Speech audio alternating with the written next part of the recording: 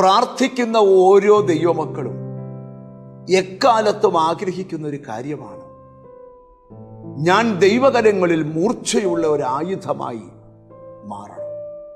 അത് ചിലരുടെ കൊതിയാണ്, ചിലരുടെ ആഗ്രഹമാണ്. അങ്ങനെ ഒരു സന്ദേശമാണ് ഇന്ന് പരിശുദ്ധാത്മാവ് എനിക്ക് നിങ്ങളോട് പറയാനായിട്ട് തന്നിരിക്കുന്നത്. യെശയ്യാ പ്രവാചകന്റെ പുസ്തകം 49 അധ്യായം 2 വാക്യം. ആ വാക്യം ഞാൻ വായിച്ചു കേൾപ്പിക്കാം. അവൻ എൻ്റെ വായെ മൂർച്ചയുള്ള വാൾ പോലെയാക്കി, തൻ്റെ കൈയുടെ നിഴലിൽ എന്നെ ഒളിപ്പിച്ചു. അവൻ എന്നെ മിനുക്കിയ അമ്പാക്കി, തൻ്റെ പൂണിയിൽ മറച്ചു വെച്ചു. ഇവിടെ ദൈവം പറയുകയാണ്, ഈ ദിവസങ്ങളിൽ ഒരു മൂർച്ചയുള്ള ആയുധമായി നിന്നെ ദൈവത്തിൻ്റെ കൈയുടെ നിഴലിൽ ഒളിപ്പിച്ചു വെക്കും. നിന്നെ മിനുക്കിയ ഒരമ്പാക്കി ദൈവത്തിൻ്റെ ആവനാഴിയിൽ നിന്നെ നിർത്തും. ദൈവത്തിൻ്റെ പൂണിയിൽ നിന്നെ ഒളിപ്പിച്ചു വെക്കും. എന്തിനാണ്? ക്രിസ്തുവിനെ രക്ഷകനായി സ്വീകരിച്ച ഓരോ ദൈവമക്കളും എക്കാലത്തും ആഗ്രഹിക്കുന്ന ഒരു കാര്യമാണ്, ദൈവം എന്നെ ഉപയോഗിക്കണം, ദൈവം എന്നെ പ്രയോജനപ്പെടുത്തണം. ഞാൻ എനിക്ക് വേണ്ടി മാത്രമല്ല ജീവിക്കുന്നത്, മറ്റുള്ളവർക്കും ഞാൻ നിമിത്തം ഒരു അനുഗ്രഹം ഉണ്ടാകണം. അതുകൊണ്ട് എൻ്റെ നാവിനെ ഒരു മൂർച്ചയുള്ള വാളാക്കി മാറ്റണം.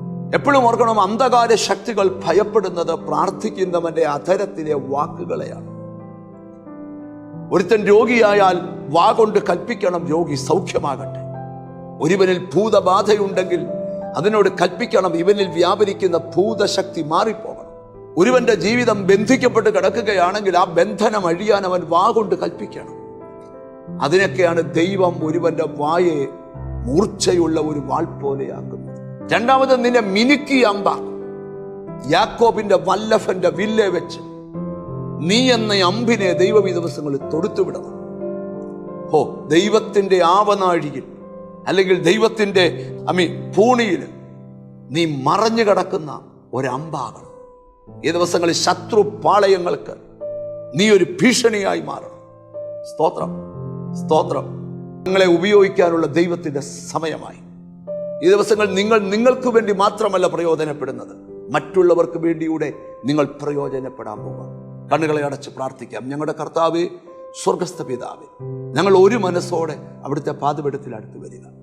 സ്വർഗത്തിലെ ദൈവത്തിന്റെ നീതിയുള്ള കരം, ഹല്ലേലൂയ, നിന്റെ മക്കളുടെ മേൽ നീട്ടണം. ഈ ദിവസങ്ങളിൽ എന്നോട് ചേർന്ന് പ്രാർത്ഥിക്കുന്ന മക്കളെ ദൈവമേ, മൂർച്ചയുള്ളൊരു വാൾ പോലെ, മിനുക്കിയൊരു അമ്പിനെ പോലെ ആക്കി അനേകർക്ക് പ്രയോജനമുള്ളവരാക്കി മാറ്റണം. നിന്റെ നാമം ചൊല്ലി, പിതാവിൻ്റെയും പുത്രന്റെയും പരിശുദ്ധാത്മാവിന്റെ നാമത്തിൽ ഇവരെ അനുഗ്രഹിച്ച് പ്രാർത്ഥിക്കും. അനുഗ്രഹിക്കപ്പെടട്ടെ യേശു ക്രിസ്തുവിൻ നാമത്തിൽ തന്നെ. ആമേൻ. ഈ ദിവസങ്ങളിൽ നിന്നെ പ്രയോജനം ഉള്ളവനാക്കി ദൈവം മാറ്റും. God bless you.